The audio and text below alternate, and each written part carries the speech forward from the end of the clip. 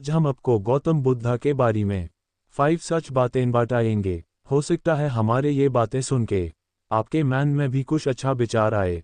गौतम बुद्धा की यात्रा एक आध्यात्मिक और प्रेरणादायक कहानी है जो उनके जीवन के विभिन्न चरणों और उनके ज्ञान प्राप्ति की कहानी को दर्शाती है। उनका जीवन मानवता के लिए शांति, करुणा और सत्य की सीख है। यह यात्रा कुछ इस प्रकार है। 1. जन्म और बाल्यावस्था। गौतम बुद्धा का जन्म 563 बीसीई के आसपास लुम्बिनी, वर्तमान नेपाल में एक क्षत्रिय राजा शुद्धोधन और रानी माया के घर हुआ। उनका असली नाम सिद्धार्थ गौतम था। राजा ने उन्हें महल के सुखों में रखा और उन्हें दुख दर्द से दूर रखने का प्रयास किया। 2. 4 दर्शन, बुद्धि के भेदक चरण। सिद्धार्थ ने एक दिन महल के बाहर निकलते समय 4 चीजें देखी। एक वृद्ध व्यक्ति बुढ़ापा, एक बीमार व्यक्ति रोग, एक मृत व्यक्ति मृत्यु, एक सन्यासी त्याग और शांति। इन दर्शनों ने उन्हें जीवन के सच्चाइयों के प्रति जागरूक किया और उन्होंने महल का सुख छोड़कर ज्ञान की खोज शुरू की।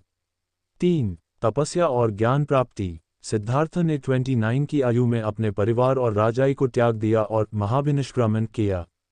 वे अलग अलग शिक्षकों के पास गए, कठिन तपस्या की और अंत में बोध गया, बिहार, भारत में बोधि वृक्ष के नीचे ध्यान में बैठ गए। 6 वर्ष की तपस्या के बाद 35 साल की आयु में उन्हें निर्वाणा ज्ञान प्राप्त हुआ। इसके बाद वे गौतम बुद्धा कहलाए। 4. धर्म चक्र प्रवर्तन। ज्ञान प्राप्ति के बाद बुद्धा ने सारनाथ में अपने 5 साथियों को पहला उपदेश दिया, जिसे धर्म चक्र प्रवर्तन कहते हैं। यहाँ उन्होंने आर्य अष्टांगिक मार्ग और 4 आर्य सत्य का उपदेश दिया। उन्होंने शांति और करुणा का संदेश देते हुए भारत के विभिन्न हिस्सों में अपने शिष्यों के साथ यात्रा की। 5. महापरिनिर्वाण।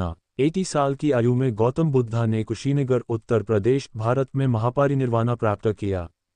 उनकी अंतिम यात्रा भी उनके शिक्षण के अनुसार शांति और सादगी से संपन्न हुई। बुद्धा का संदेश। गौतम बुद्धा की यात्रा मानवता के लिए एक आदर्श है जो हमें शिक्षा देती है कि दुख के कारण को समझना और उनका समाधान खोजना जरूरी है। मध्यम मार्ग संतुलन अपनाना जीवन में सुख लाता है। करुणा, शांति और सत्य के मार्ग पर चलना ही सही जीवन का मार्ग है। बुद्धा की यात्रा एक जीवन को सुधारने और मानवता के लिए एक प्रकाश बनने की कहानी है।